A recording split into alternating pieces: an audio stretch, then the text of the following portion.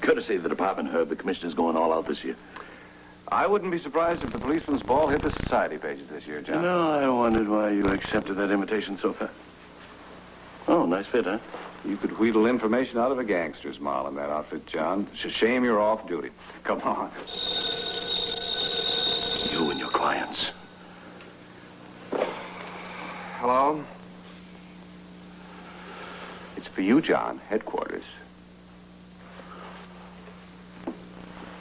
Weston. Yes, Commissioner. I see. You'll set right away. Well, a fellow can always use a tuxedo, I guess.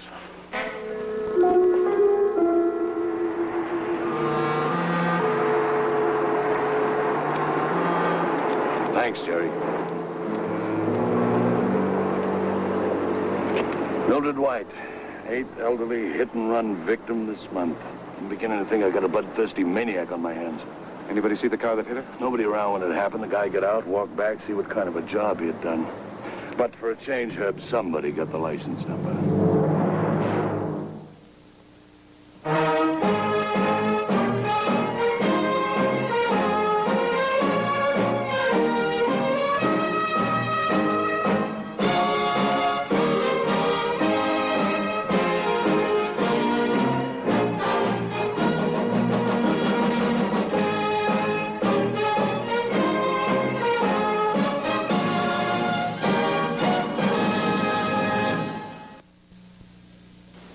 The night of the policeman's ball.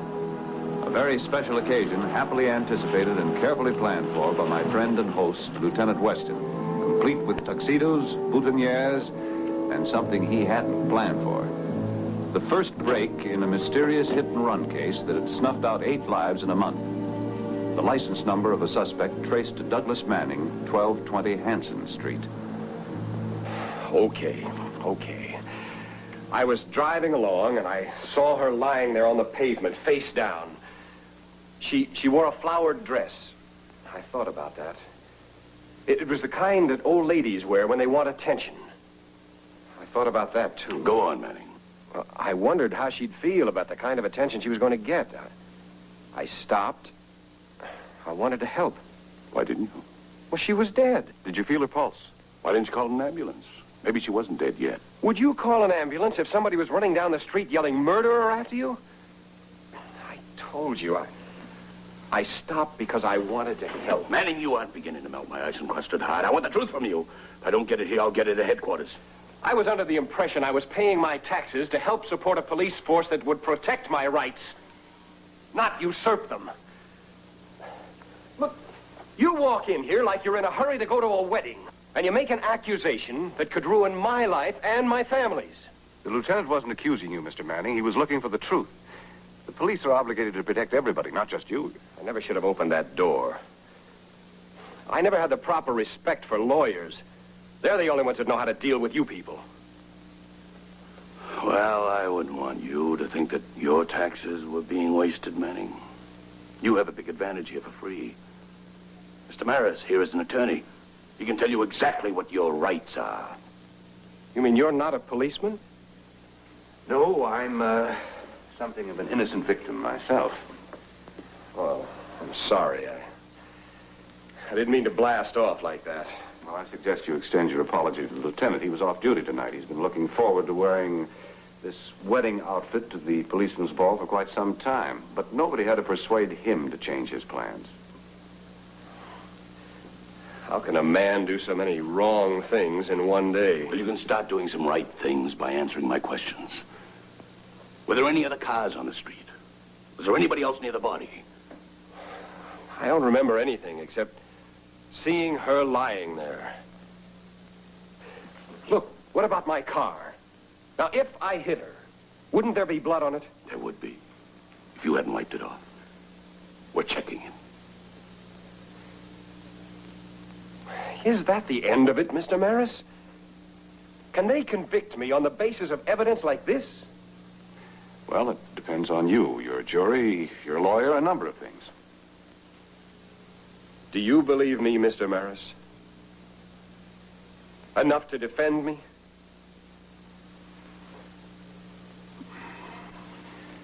Yes.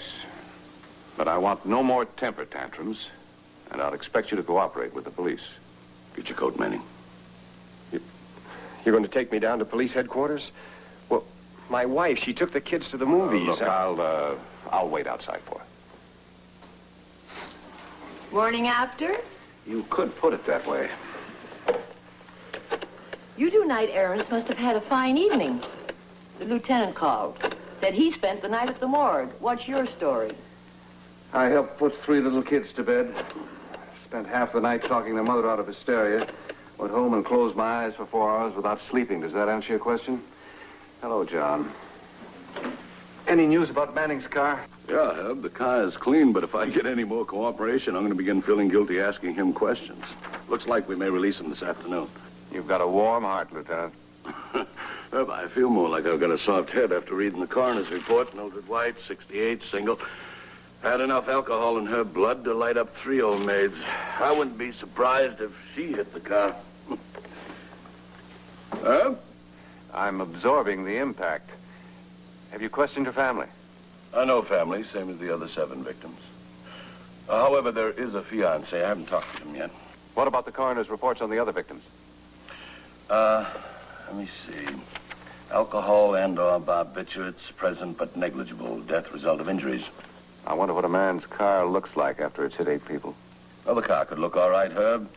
We estimate the speed at the moment of impact between 20 and 25 miles an hour, enough to knock the victim down and throw them under the wheels, but not enough to seriously damage the car. Now, if it's an older model, it probably has dents on it, and you wouldn't even look twice. And being elderly, the victims moved slower, were easier to hit, and stood less chance of surviving. I'd say it's a pattern. Up to that point, yes, and that brings us up to a not-so-usual aspect of the case. There was blood on Mildred White's hand, and clinging to the palm of her hand was some confetti. Now, I'm going to have a talk with her boyfriend. You interested? Call me before you leave. I'll be waiting downstairs.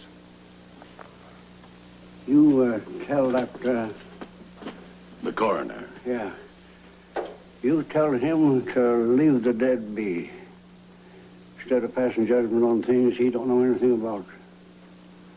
Millie White had a beautiful, lovely soul. Nobody's trying to impugn the quality of Millie's soul, Mr. Montgomery. Trying to. It's been done. You suppose she don't know what you fellas are thinking about? Mr. Montgomery, there's one thing I haven't told you. There was some confetti on Millie White's hands. Red confetti. Red? Where did she get the confetti, Mr. Montgomery? Why, I reckon at the Grand Pavilion Ballroom. She come home a couple of times smelling mighty peculiar.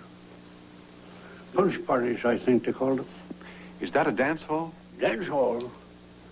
Millie, bad is bad. Don't you go making things worse. It's a dancing school. By golly, she did tell me there was going to be a party. Chucked me under the chin and giggled like a gal going to her first prom. Mr. Montgomery, can you tell me anything else? Was she going to meet somebody there afterwards? Somebody that might have been with her when the accident occurred? No, I don't think so. Excepting she was going to take out a life membership. Hey, I never thought of that. You fellas find any money on her? About 25 cents. Why? Why? She walked out of here with her purse dragging like she was hauling away the mint. Closed her savings account, too. How much did she have with her? $5,000 cash.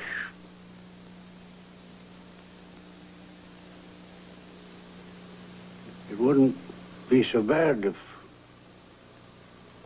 she'd only live to use it. It was her burial money.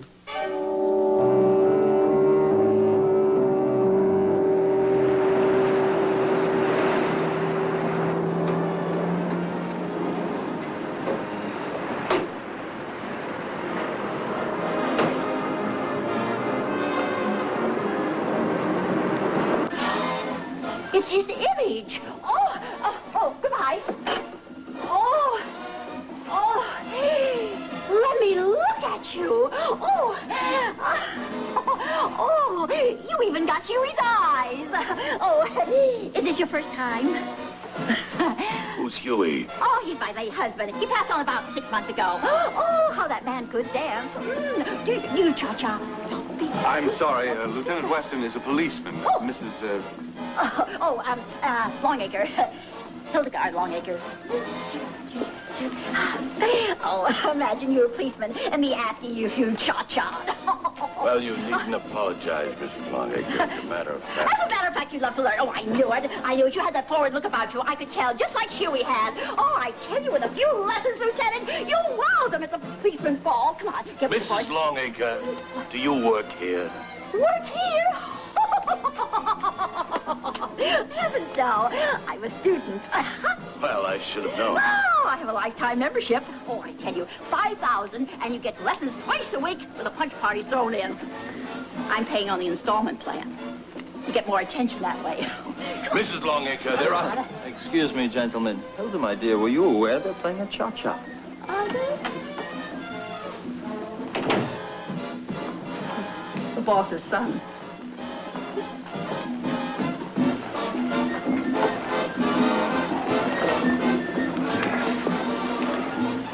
Good evening, gentlemen. I understand you from the police. I'm Mark Devlin, the owner and proprietor of the Grand Pavilion. Yes, I am from the police. I'm Lieutenant Weston. This is Mr. Maris, a lawyer. How do you do? Devlin? How may I assist you? One of your students was killed in an automobile accident yesterday. Mildred White. She was returning home from your studio when it happened. Millie White? Oh, but that's unbelievable. She always seemed absolutely indestructible. Well, at least the last few hours of her life were filled with laughter. She was with friends. Did she leave here alone? Yes, I suggested calling a cab, but she was a little, unsteady, but she just sailed off. Exactly what do you mean by unsteady? Well, it hardly seems right to reflect poorly upon the dead. Oh, dear soul, my. Mr. Devlin... The lady overindulged, sir, and I would rather not go into it. I'm afraid you're going to have to go into it. When Mildred White left her home yesterday, she had $5,000 cash with the intention of purchasing a lifetime membership here at your studio. But when her body was found, the money was missing from her purse. But we discontinued the life membership plan 2 weeks ago. She didn't say a word about the money. Of course, there's always the possibility her death was premeditated, considering the missing $5,000. Or that the person who struck her lacked a conscience. Robbing the dead. Oh, dear me. Hideous thought. Well, you will let me know if I can do something. Flowers or... Yes, we'll let you know. Thank you.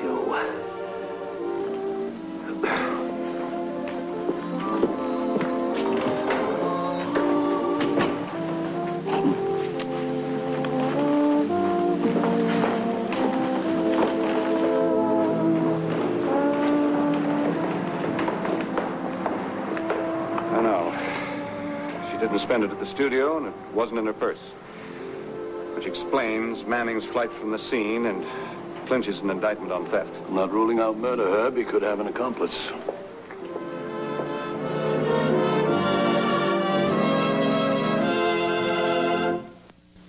One by one, the hours slip away. A free man forgets to notice.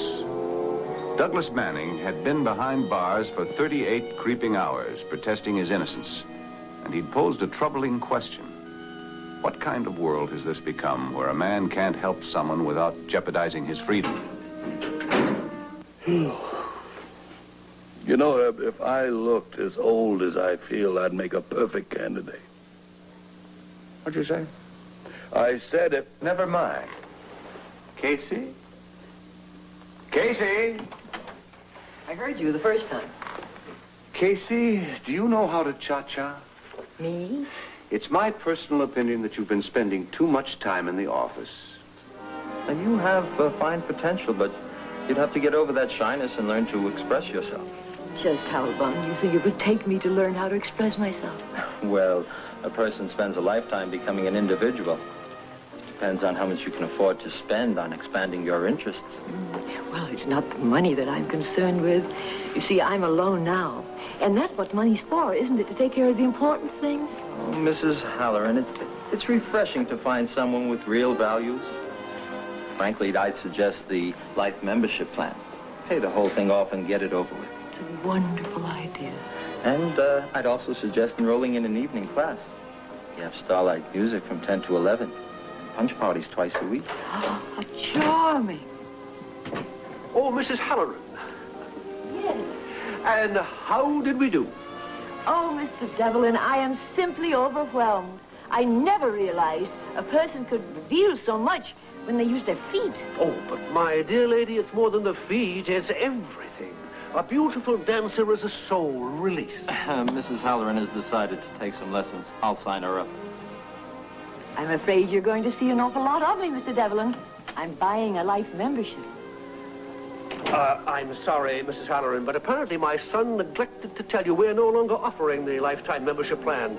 But I'm sure that we can work out something suitable to your needs. Now, if you'll just come with me. Mr. Devlin. Yes? I'm sorry, but I'm afraid I'll have to transfer some of my money from my savings account into my checking account. But I could give you part of it in cash right now, if like a sort of down payment. No. I should prefer a check for the full amount. That will protect the both of us, Mrs. Halloran. Yes, I see. Well, then, I'll stop around tomorrow night. Good night. Be a good girl. Thank you. Good night.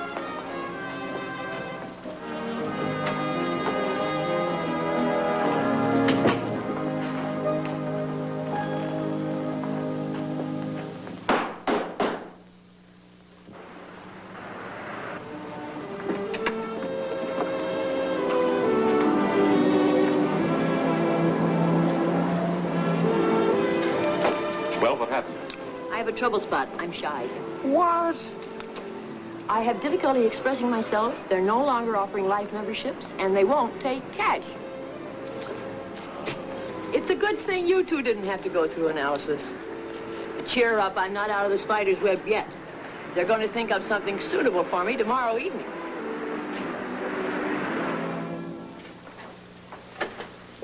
If you're early, we're not due to the Grand Pavilion until 7 o'clock. Where's Casey? I wish I knew. She withdrew $5,000 from her savings account and left this note on her withdrawal slip. Urgent contact Herbert Maris' attorney immediately regarding life membership. Apparently, the dance studio worked out something suitable.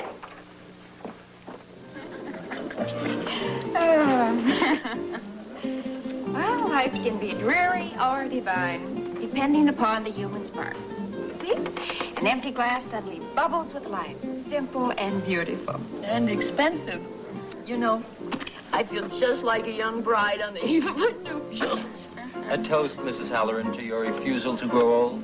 Oh, I'm sorry. But yesterday I was alone. And today, I don't know how I'll ever be able to thank you for taking such an interest in me. Revoking your rules so that I could become a lifetime member. And waiting all morning for me to come home and then taking me to the bank. And now, entertaining me like this. Well, I'm going to have to slip off. I have a few chores to do before the evening classes start. Oh, I better take that $5,000 down to the studio and put it in the safe. You're right. You should. It belongs in the safe. But I just feel so extravagant walking around with it clutched in my hand. I guess it's the human spark acting up. Well, take good care of Mrs. Holler and Ronnie. And I'll see you both later. Bye. You'll probably touch your champagne, Mrs. Halloran. Let me put some bubbles in it. You know, Mr. Devlin, these new dance steps are a real challenge. Why, last week, I would never have dreamed of being able to do the cha-cha and the rock and roll. And now, I can just hardly wait to master the whip flash bounce. I wonder if they've got it on the jukebox. Allow me, Mrs. Halloran.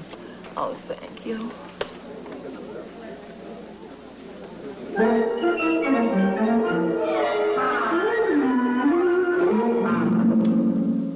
had no idea what they were doing until yesterday when you told me about Millie White. And Ronnie made such a fuss about taking her home, I knew he was responsible. Weren't you a little curious about what happened to the other 7 students? We have a constant turnover, Mr. Morris. Millie White was the kind of person you remember, but I couldn't begin to keep track of the number of people we have in our files. That's one of the reasons that I discontinued the life membership plan.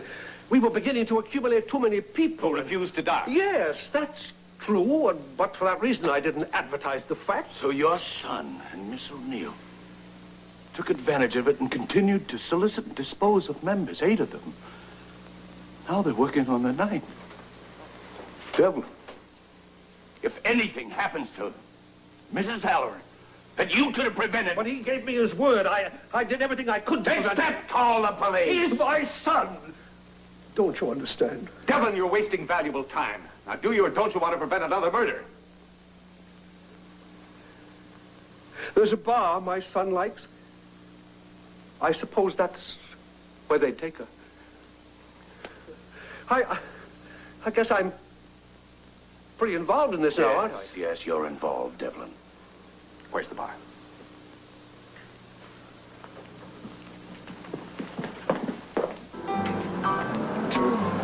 Why, Mr. Devlin, I do believe I've let you celebrate too much. Oh, I'll pick up when I get out on the dance floor. That's the spirit. We're not going to let a few bubbles interfere with our human sparks, are we? Should we call a taxi? No, it's only a few blocks.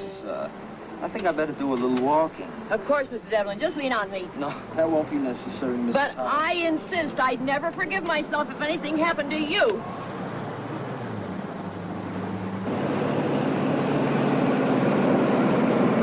How much farther is it? Not very far.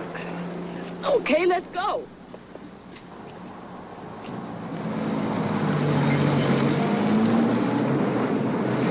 That's Flame's car.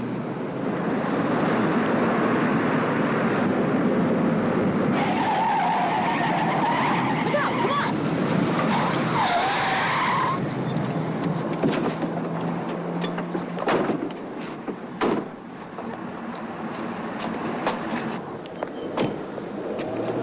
Did I hit him?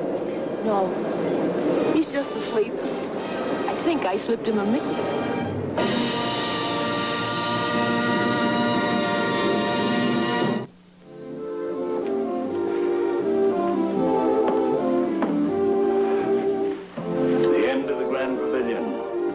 I don't relish breaking the news to the lifetime members. Well, it can't all be pleasure, John. After all, you got rid of Manning, got a good night's sleep, and, if you play your cards right, I have a sneaking suspicion you might be able to wear your new tuxedo before next year's police ball.